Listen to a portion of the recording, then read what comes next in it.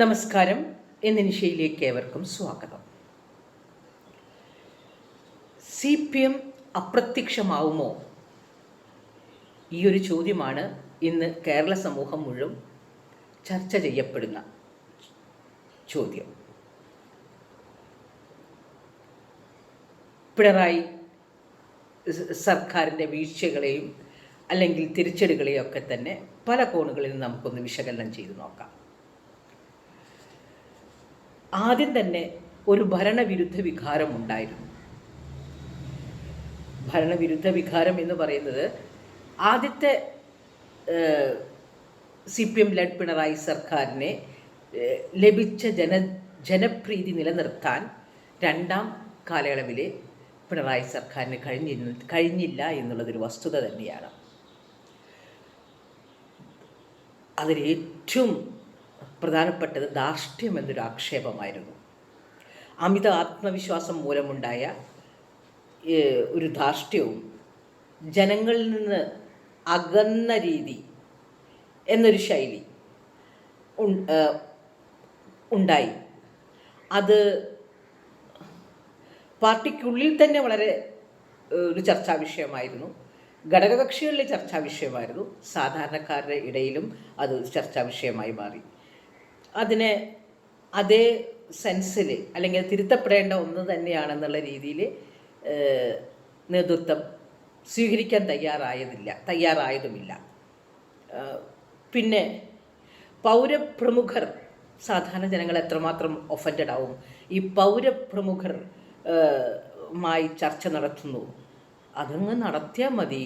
അതിങ്ങനെ പൗരപ്രമുഖരമായിട്ടുള്ള ചർച്ചയും വലിയ വലിയ വിരുന്നും വിഭവസമൃദ്ധമായ വിരുന്നൊക്കെ ഇങ്ങനെ TV കാണുമ്പോൾ സാധാരണക്കാരായ പട്ടിണി പാവങ്ങളുടെ ഇടയിൽ എത്രമാത്രം അത്രമാത്രം വേദന ഉണ്ടാക്കും. അത് ഒരു തൊഴിലാളി പാർട്ടിയുടെ നേതാക്കൾ പറയാണ് പൗരപ്രമുഖരുമായി കൂടിക്കാഴ്ച. അങ്ങനെ ഒരിക്കലും പറയാൻ പാടില്ല. അതിന് വേറെ എന്തെങ്കിലും യുഫോമിസ്റ്റിക്കായിട്ട് സംസാരിക്കാം. അതിന് നമ്മളിപ്പോൾ ഒരാൾ ചത്തുപോയി എന്ന് പറയുന്ന പോലെ പറയും. അത് ഒഴിവാക്കാനായി നമ്മൾ മരണപ്പെട്ടു, അല്ലെങ്കിൽ അദ്ദേഹം കുറച്ചും കൂടി യുഫോമിസ്റ്റിക്കായിട്ട് പ്ലസൻറ്റ് വേ ഓഫ് എക്സ്പ്രഷൻ ഉണ്ട്.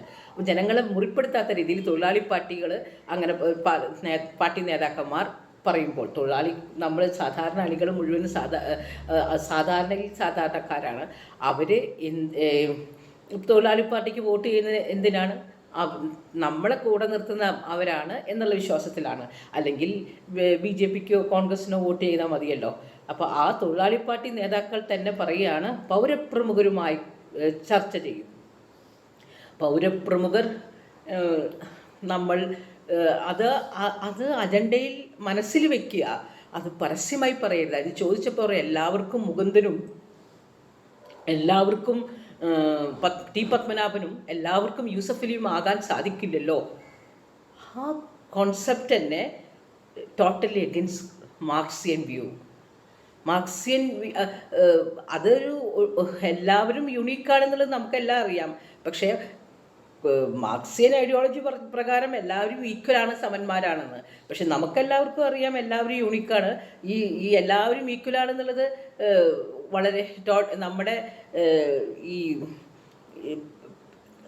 ടോട്ടലി അഗെയിൻസ്റ്റ് നമ്മുടെ സാധാരണ ഒരു പ്രകൃതിക്ക് തന്നെ, യൂണിവേഴ്സ് തന്നെ അഗൻസ്റ്റ് ആയിട്ടുള്ളൊരു വ്യൂ ആണ്. പക്ഷെ അതാണ് മാർക്സിയൻ വ്യൂ.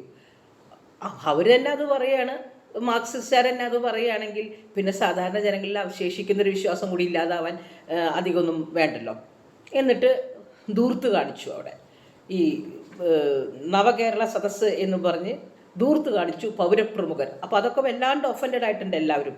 പൗരപ്രമുഖർ എന്ന് പറയുന്നത് ഏത് വിധേനയും കാശുണ്ടാക്കിയ കള്ളന്മാരെയും ചാരാവാറ്റുകാരും ടാക്സ് വെട്ടിപ്പുകാരെയും ഒക്കെയാണ് പൗരപ്രമുഖർ എന്ന് ക്ഷണിച്ച് നിർത്തി പോകുന്നത്. ഒരു ആഡംബരം, ഒരു ആർഭാടം. പണ്ട് ഉമ്മൻചാണ്ടി ഒറ്റയ്ക്ക് ചെയ്തത് ഇവരെല്ലാവരും കൂടി ഒരുമിച്ച് ചെയ്തു. അതൊരു വില്ലേജ് ഓഫീസറിന് ചെയ്യാവുന്ന കാര്യമാണ് ഉണ്ടായിരുന്നത്. അത് എന്തിനു ഉമ്മൻചാണ്ടി അത് ചെയ്യുന്നു എന്ന് കല്ലെറിഞ്ഞ കക്ഷികൾ എല്ലാവരും കൂടി ഒരു ബസ്സിൽ, ഒരു ആഡംബര ബസ്സിൽ പോയിട്ട് എല്ലായിടത്തും ഭയങ്കര ആർഭാടം കാണിച്ച് ധൂർത്ത് കാണിച്ച് നടന്നു. അതിൽ തന്നെ സാധാരണ ജനത വല്ലാതെ ഒഫൻഡഡ് ആയിട്ടുണ്ട്. ആ പ്രയോഗത്തിൽ തന്നെ ഒഫൻഡഡ് ആയിട്ടുണ്ട്. പിന്നെ പിന്നീട് വന്ന ഒരുപാട് വിവാദങ്ങൾ, അഴിമതി ആരോപണങ്ങൾ എല്ലാം പാർട്ടിയെ ജനങ്ങളിൽ നിന്ന് അകറ്റിയിട്ടുണ്ട്. മാസപ്പടി വിവാദം, കെ ഫോൺ, അതുപോലത്തെ AI ക്യാമറ അഴിമതി, അതെല്ലാം തന്നെ പാർട്ടിയുടെ പ്രതിച്ഛായ ഗംഭീരമായി തകർത്തിട്ടുണ്ട്.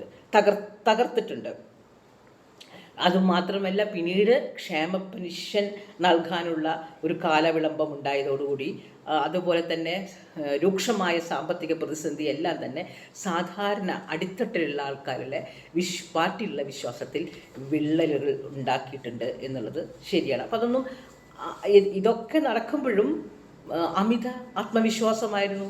ഞങ്ങൾ ജയിക്കും എന്നൊരു തോന്നൽ തന്നെയായിരുന്നു. സാധാരണക്കാരെ പവർ ഇൻടോക്സിക്കേറ്റഡായി, അതായത് ഉന്മത്തരായി അധികാരം കൊണ്ട് എന്നുള്ളതാണ്. അപ്പോൾ അതുകൊണ്ട് തന്നെ ഞങ്ങൾ വിമർശനാതീതരാണെന്നൊരു തോന്നലുണ്ടായി.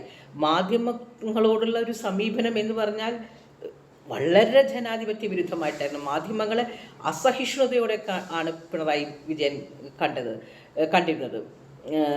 അവരെ വളരെ അസഹിഷ്ണുതയോടെ അവർ നേരിടാൻ തുടങ്ങിയല്ല, നേരിട്ടു എന്ന് കടക്ക് പുറത്ത് എന്ന് വരെ പറയാനുണ്ടായി.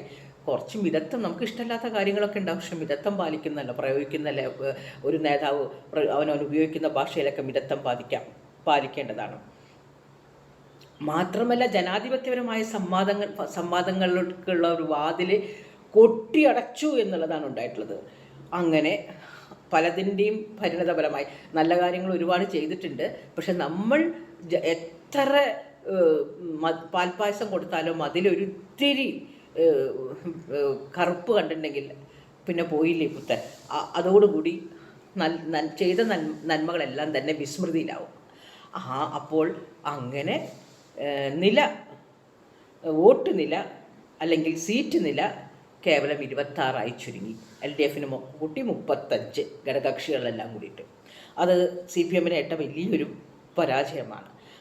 അപ്പോഴാണ് ഈ ചോദ്യം ആൾക്കാർ ചോദിച്ചുകൊണ്ടിരിക്കുന്നത്, ബംഗാൾ പോലെയോ ത്രിപുര പോലെയോ ഒക്കെ ഇനി കേരളമാകുമോ? ഇപ്പോൾ ഇന്ത്യയിൽ തന്നെ എവിടെയും ഭരണമില്ല, CPM കമ്മ്യൂണിസ്റ്റ് പാർട്ടി ഭരിക്കുന്നില്ല എന്ന ഒരു സത്യം. ഒരിക്കലും അത് വരരുത് എന്ന് ആവർത്തിച്ച് പാർട്ടിയെ സ്നേഹിക്കുന്നവർ റിമൈൻഡ് ചെയ്യിക്കുമ്പോൾ, വാൺ ചെയ്യുമ്പോൾ അവരെയൊക്കെ അടിച്ചമർത്തുകയും പാർട്ടിയിൽ നിന്നെടുത്ത് പുറത്താക്കുകയും ഒരു കള്ളന്മാരുടെ കോക്കസ്, ഒരു പ്രൈവറ്റ് ലിമിറ്റഡ് കമ്പനിയെ പോലെ CPM വെച്ച് ഒരു MD വെച്ച് തോന്നിവാസങ്ങൾ നടത്തിക്കൊണ്ടിരുന്നതിൻ്റെ ഫലമായിട്ടാണ് ഇങ്ങനെ ഒരു അടി നടന്നത്. കരുവന്നൂർ ബാങ്ക് കൊള്ള, അവരെ ഒന്നും ശിക്ഷിക്കുന്നില്ല. അവരെയൊക്കെ വീണ്ടും നേതാക്കന്മാരെയൊക്കെ പാർട്ടിയോട് ചേർത്ത് നിർത്തുകയാണ്. നിക്കക്കള്ളി ഇല്ലാണ്ടായി, ആരുടെയും കൈകൾ സംശുദ്ധമല്ലാതായി. അപ്പോൾ അതിൻ്റെ ഫലമായി പാർട്ടിക്ക് ഇപ്പോൾ കേവലം 26 സീറ്റ് മാത്രമായി. പക്ഷേ ഞാൻ പറയുന്നു, ഇത്തരം അവസ്ഥകളൊന്നും CPM പാർട്ടിക്ക് പുത്തരിയൊന്നുമല്ല. 1977 ഇലക്ഷൻ, അതായത് ഇമ്മീഡിയറ്റ്ലി ആഫ്റ്റർ ദ എമർജൻസി കഴിഞ്ഞ ഉടനെ, അടിയന്തരാവസ്ഥ കഴിഞ്ഞ ഉടനെ നടന്ന തെരഞ്ഞെടുപ്പിൽ CPMന് കിട്ടിയത് വെറും 17 സീറ്റാണ്. ശരിക്കും പറഞ്ഞാൽ തുടർഭരണം കിട്ടാൻ എന്തുകൊണ്ട് വന്ന അച്യുതമേനോൻ്റെ ഭരണം വളരെ നല്ലതായതുകൊണ്ട് കോൺഗ്രസ് തുടർഭരണം കിട്ടി എന്നുള്ളതാണ്. അപ്പോൾ ഏറ്റവും പിന്നീട് 3 കൊല്ലത്തിനുള്ളിൽ, അന്ന് സൈദ്ധാന്തികമായ അടിത്തറ ഉണ്ടായിരുന്നു പാർട്ടിക്ക്, നല്ല തത്വദീക്ഷയും സൈദ്ധാന്തങ്ങളിൽ അധിഷ്ഠിതമായി നയിക്കാൻ പ്രാപ്തിയുള്ള നേതാക്കന്മാരുണ്ടായിരുന്നു. ആ 77 നിന്നും 80ലേക്കുള്ള തെരഞ്ഞെടുപ്പായപ്പോഴേക്കും 90ഓളം കിട്ടി. കാരണം അന്ന് CPI നിന്നിരുന്നത് UDFൻ്റെ ഒപ്പമായിരുന്നു. തെറ്റുപറ്റി എന്ന് മനസ്സിലാക്കിയപ്പോൾ തന്നെ EMS തുറന്ന് സമ്മതിക്കുകയും CPIയെ ചേർത്ത് പിടിക്കുകയും ചെയ്തു. പിന്നത്തെ തെരഞ്ഞെടുപ്പിനെ 90 സീറ്റ് ആക്കാൻ അദ്ദേഹത്തിന് കഴിയുകയും ചെയ്തു. അത് ശക്തമായൊരു തിരിച്ചുവരവ് അന്ന് സാധിച്ചു. പക്ഷെ ഇന്ന് ഈ BJP എന്ന് പറഞ്ഞ ഒരു രാഷ്ട്രീയ കക്ഷി വളരെ ശക്തമായി വളർന്നു വരുന്നതിനാൽ അന്നത്തെ പോലെ ഒരു ഈസി വാക്ക് ഓവർ സാധ്യമാവോ എന്നുള്ളത് സംശയമാണ്. 77 നിന്ന് 80ലേക്ക് വന്നപ്പോൾ ഉണ്ടായ ഒരു ഉയിർപ്പുണ്ടല്ലോ, അതേപോലെ ഒരു ഉയിർപ്പ്, അതുപോലെ അല്ലെങ്കിലും ഒരു തിരിച്ചു വരവ് സാധ്യമാകണമെങ്കിൽ ഒരുപിടി കാര്യങ്ങൾ മാറ്റങ്ങൾ വരുത്തേണ്ടതുണ്ട്. നന്നായി പഠിച്ച് വീഴ്ച എവിടെ വന്നു എന്നുള്ളത് പഠിച്ച് അതിന് മാറ്റങ്ങൾ വരുത്തേണ്ടത്. കിളവന്മാരുടെ പാർട്ടി മാത്രമായി മാറുകയാണ് ഇപ്പോൾ CPM ഉണ്ടായത്. കിളവന്മാരുടെ ഒരു പാർട്ടി അല്ലെങ്കിൽ വൃദ്ധരുടെ ഒരു പാർട്ടി മാത്രമായി മാറി. അങ്ങനെ ഒരു അതേസമയം കോൺഗ്രസ്സിനെ അവരൊരു പുതിയ തലമുറയെ, അതായത് യുവതയെ പാർട്ടിയിലേക്ക് ഇഷ്ടപ്രകാരം വളരെയധികം കൊണ്ടുവരാൻ അവർക്ക് സാധിച്ചിട്ടുണ്ട്. അപ്പോൾ ഇനിയൊരു ഉയർത്തെഴുന്നേൽപ്പ് വേണമെന്നുണ്ടെങ്കിൽ അല്ലെങ്കിൽ ഉണ്ടാവണമെങ്കിൽ പുതിയ തലമുറയെ ആകർഷിക്കുന്ന തരത്തിൽ നേതൃത്വത്തിൽ മാറ്റം വരുത്തേണ്ടതുണ്ട്. അത് CPM ആലോചിച്ച് ചെയ്താൽ ഒരുപാട് ഗുണം ചെയ്യും. ഭരണശൈലിയിൽ അമിതാധികാര പ്രയോഗം എന്ന ആക്ഷേപം മാറ്റണം. ആ അമിതാധികാര പ്രയോഗം ഇനി പറ്റില്ല. ഡെമോക്രാറ്റിക് ആക്കണം. ഉൾപാർട്ടി ജനാധിപത്യം വേണം. അത് മറ്റുള്ളവരെ ശ്രദ്ധിക്കാനും തെറ്റുകളുണ്ടെങ്കിൽ തിരുത്താനും പഠിക്കണം. അല്പബുദ്ധിജീവികളെ കൊണ്ട് പാർട്ടി നിറഞ്ഞിരിക്കുകയാണ്. സ്യൂഡോ ഇൻ്റലക്ച്വൽസുണ്ട്. അപ്പോൾ അതൊക്കെ ഒന്ന് മാറ്റി മറ്റുള്ളവരെ ലിസൺ ചെയ്യാനുള്ള ഒരു കപ്പാസിറ്റി നേതൃത്വത്തിലുള്ള ആൾക്കാർക്ക് ഉണ്ടാവേണ്ടതാണ്.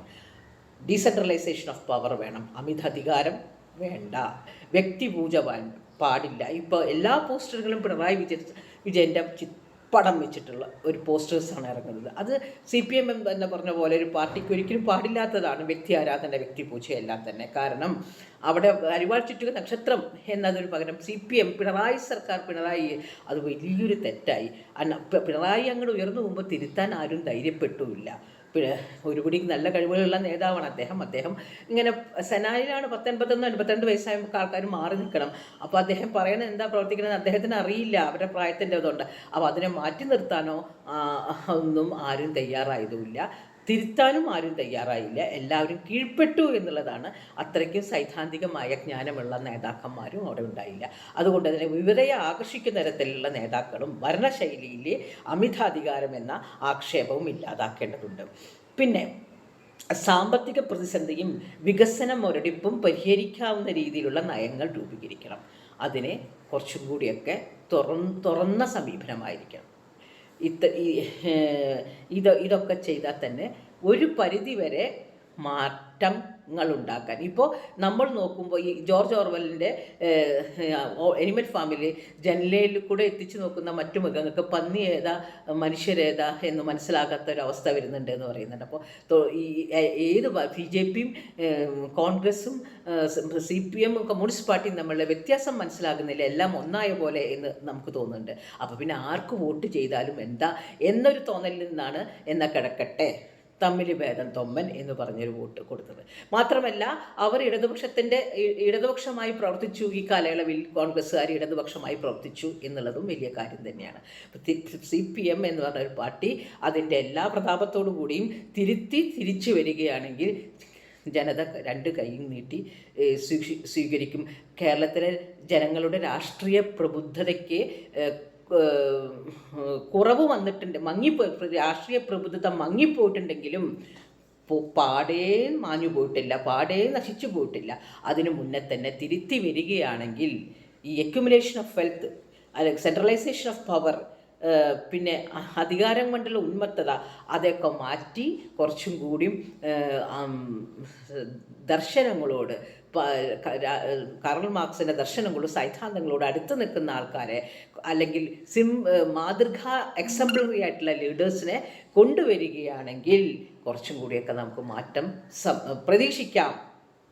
കോൺഗ്രസ്സിന് കിട്ടിയ അധികാരം അല്ലെങ്കിൽ കിട്ടിയ ഒരു ഭരണം നന്നാക്കി കൊണ്ടുപോകാൻ കഴിയട്ടെ. അതിനോടൊപ്പം തന്നെ ഒരു പ്രതിപക്ഷത്തിന് പോലും ഇല്ല ഇപ്പോൾ CPM, വളരെ നീർക്കോലി പോലെ നിർത്തിയിരിക്കുകയാണ്. അവിടെ നിന്ന് പൊങ്ങി വരാൻ സാധിക്കട്ടെ എന്നും ഇപ്പോൾ പ്രാർത്ഥിക്കുന്നു.